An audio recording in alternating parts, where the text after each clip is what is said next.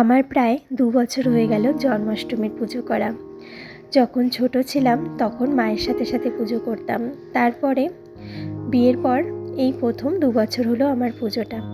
সকালবেলা ঘুম থেকে উঠেই স্নান ধান করেই ফুল তুলে নিলাম। মা আমাকে যেভাবে শিখিয়েছিল আমি মায়ের মতন করে চেষ্টা করি পুজো করতে। পুরোপুরি না পারলেও ধীরে ধীরে হয়তো বা আমি সমস্তটাই শিখে যাব। মা যখন আমাকে পুজোর সমস্ত নিয়ম এবং পুজো পালনের বিধিবিধান শেখাতো, ধীরে ধীরে মায়ের হাতে হাতে সাহায্য করতে করতে পূজার প্রতি ভালোবাসা জন্মে গেল।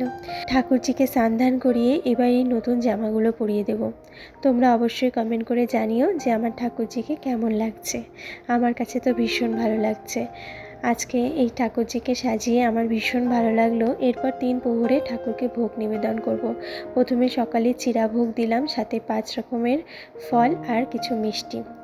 দুপুরবেলা আজকে ঠাকুরজির জন্য তালের বড়া মালপোয়া বানিয়েছিলাম, সাথে একটু রুটি বানিয়েছিলাম বাইরে কিছু গরুকে দেব বলে।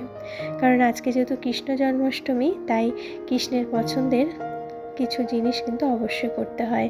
সেটাই আমি করছি, যেমন তালের বড়া, মালপোয়া। আমার সাধ্যের মধ্যে যতটুকু আমি পেরেছি আমি ততটাই করেছি। আজকের দিনে গোপাল সোনার জন্য অনেকেই দেখি 56 ভোগ করে থাকে, কিন্তু আমি যতটা পারি আমি ততটাই দেওয়ার চেষ্টা করি।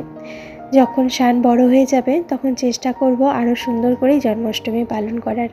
সন্ধেবেলা বেলুন দিয়ে সাজিয়েছিলাম আর তারপরেই ভোগগুলো নিবেদন করলাম। তোমাদের এই ছোট্ট মিনি ব্লগ কেমন লেগেছে আমার জন্মাষ্টমী পালনের অবশ্যই কমেন্ট করে জানিও। আজ তাহলে আসি, দেখা হবে আবারও নতুন ব্লগ।